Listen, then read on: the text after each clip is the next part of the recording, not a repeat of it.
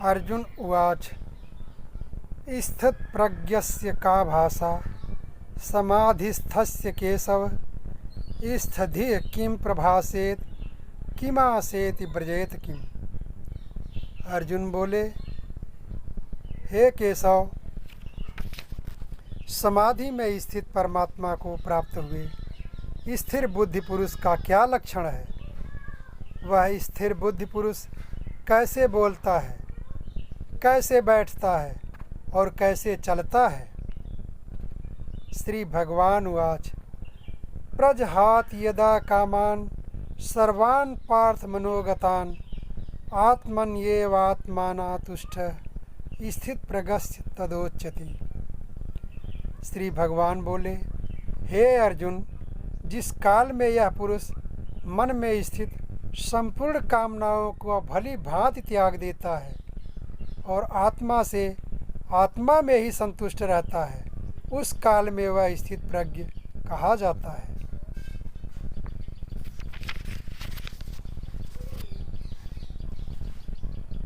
दुखेष्वनुद्विग्मना सुखेश विगत स्पृह वीतराग भय क्रोध स्थिरमुनिरुच्यते। दुखों की प्राप्ति होने पर जिसके मन में उद्वेग नहीं होता, सुखों की प्राप्ति में जो सर्वथा निष्प्रिय है तथा जिसके राग भय और क्रोध नष्ट हो गए हैं, ऐसा मुनि स्थिर बुद्धि कहा जाता है।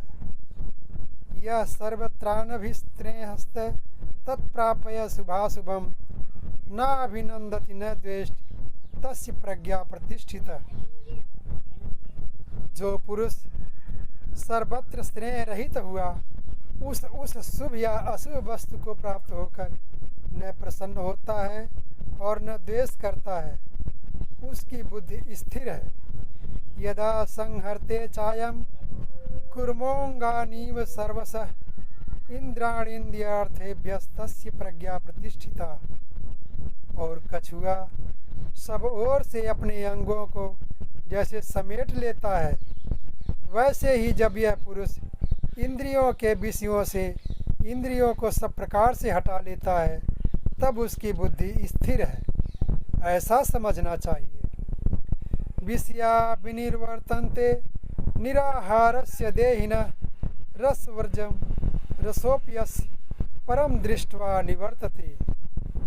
इंद्रियों के द्वारा विषयों को ग्रहण न करने वाले पुरुष के भी केवल विषय तो निवृत्त हो जाते हैं, परंतु उनमें रहने वाली आसक्ति निवृत्त नहीं होती। इस स्थित प्रज्ञ पुरुष की तो आसक्ति भी परमात्मा का साक्षात करके निवृत्त हो जाती है। यत तो ह्यापि कौन्तेय पुरुषस्य विपश्चितः इंद्रियाणि प्रमाथीनि हरन्ति प्रसभं मनः। हे अर्जुन, आसक्ति का नाश न होने के कारण ये प्रमथन स्वभाव वाली इंद्रियां यत्न करते हुए बुद्धिमान पुरुष के मन को भी बलात् हर लेती हैं।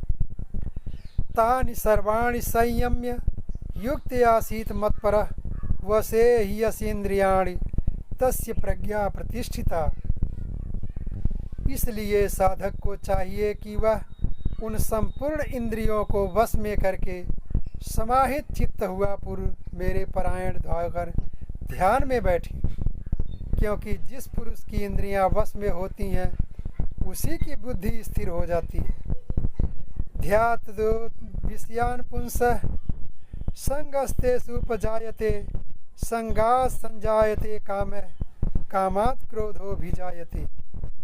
विषयों का चिंतन करने वाले पुरुष की उन विषयों में आसक्ति हो जाती है, आसक्ति से उन विषयों की कामना उत्पन्न होती है और कामना में विघ्न पड़ने से क्रोध उत्पन्न होता है। क्रोधात् भवति सम्मोहः सम्मोहात् स्मृतिभ्रंशात् बुद्धिनाशो बुद्धिनाशात् प्रणश्यति। क्रोध से अत्यंत मूढ़ भाव उत्पन्न हो जाता है, मूढ़ भाव से स्मृति में भ्रम हो जाता है, स्मृति में भ्रम हो जाने से बुद्धि अर्थात ज्ञान शक्ति का नाश हो जाता है और बुद्धि का नाश हो जाने से यह पुरुष अपनी स्थिति से गिर जाता है।